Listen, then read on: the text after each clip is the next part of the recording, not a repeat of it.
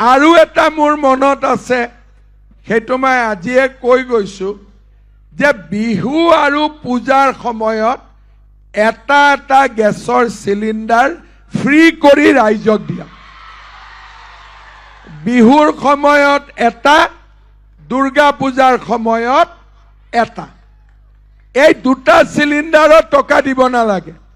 এই দুইটা চিলিণ্ডাৰত টকা কোনে দিব? মামাই দিব। ভাল হ'ব নে বেয়া হ'ব?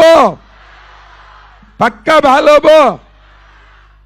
এতিয়া একদম মনৰ পৰা কওকচোন, সুৰুজক জিকাব নে নিজিকাব? জিকাব?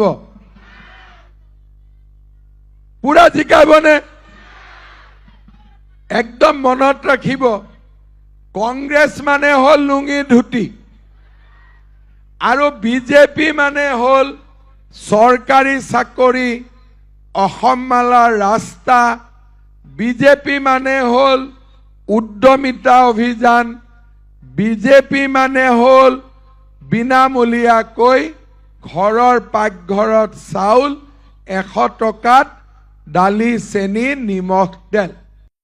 আৰু এটা মোৰ মনত আছে, সেইটো মই আজিয়ে কৈ গৈছোঁ যে বিহু আৰু পূজাৰ সময়ত এটা এটা গেছৰ চিলিণ্ডাৰ ফ্ৰী কৰি ৰাইজক দিয়া। বিহুৰ সময়ত এটা, দুৰ্গা পূজাৰ সময়ত এটা। এই দুটা চিলিণ্ডাৰত টকা দিব নালাগে। এই দুইটা চিলিণ্ডাৰত টকা কোনে দিব? মামাই দিব। ভাল হ'ব নে বেয়া হ'ব? পাক্কা ভাল হ'ব? এতিয়া একদম মনৰ পৰা কওকচোন, সুৰুজক জিকাব নে নিজিকাব? জিকাব? পুৰা জিকাবনে?